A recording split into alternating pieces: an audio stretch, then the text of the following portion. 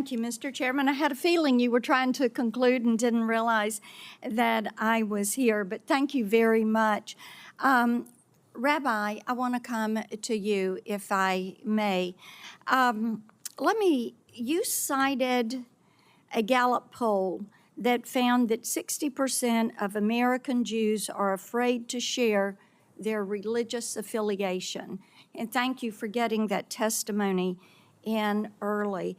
And that was just astounding to me. And having friends that have felt so impacted after October 7th. And Mr. Chairman, I wish we had had this hearing earlier.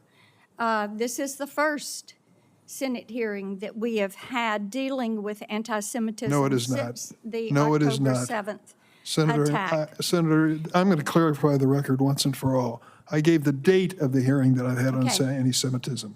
You should have been there. I'm sure I was.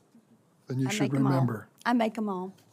But Rabbi, I want to come to you. I want you to speak for just a moment about how the protests that have carried out on the college campuses and what we've been witnessing, how that not only is affecting the students, but how it is also affecting the Jewish people in your synagogue, in your community. If you'll just drill down on that for a moment for me.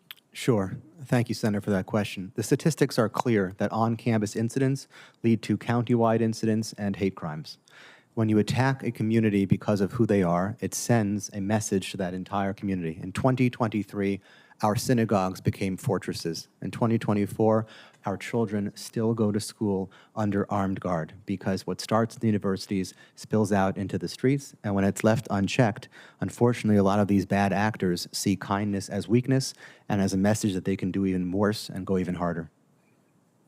You know, when you talk about the schools, there are a couple in Tennessee, Vanderbilt and University of Tennessee, that have really retained a policy of institutional neutrality. And I know people have appreciated that. So talk a little bit about why it is important for university leadership to support every student instead of catering to pro-Hamas activists. Well, first of all, I think it's important to clarify the record. We're not calling them pro-Hamas activists. They're calling themselves pro-Hamas That's activists. right. And they're handing out Hamas recruitment materials. I brought some that I've already introduced for the record. Happy to share more later. So when people tell you that they're working for Hamas, you should believe them. Right. Thank you for that. Ms. Berry, I do want to go back to the issue of UNRWA.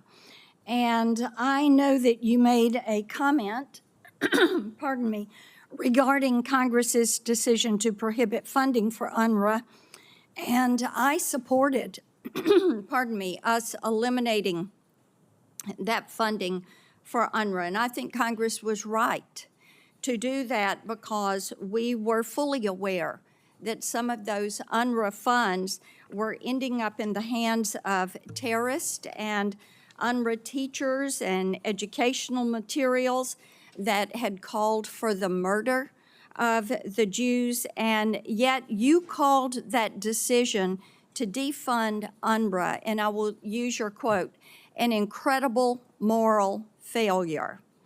And do you really believe that cutting off taxpayer funds from UNRWA when we knew that that money was, much of it was ending up in the hands of terrorists, do you still believe that's a moral failure?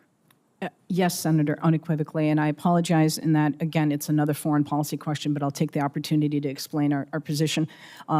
the United States, as well as the world, has obligations to the Palestinian people after the creation of the State of Israel in 1948. UNRWA is part of that effort, and we support UNRWA through our funding because it supports refugees in multiple camps as well as different services. The part about the particular moral failure is that we cut off aid in the middle of Palestinians actually starving within Gaza. So you had a situation where the heightened need existed, and yet we made a move to cut the funding. And additionally, all the other governments that did that have restored their funding because it's been demonstrated that those charges regrettably, well, apologies, not regrettably, those charges are false. So yeah, we need to be funding UNRWA. Well, I will tell you that I think the real moral failure is that Jewish students are not safe to walk to and from class here in the United States. I think that that is a travesty. I think anything that we can do to protect them, we should be doing. Thank you, Mr. Chairman.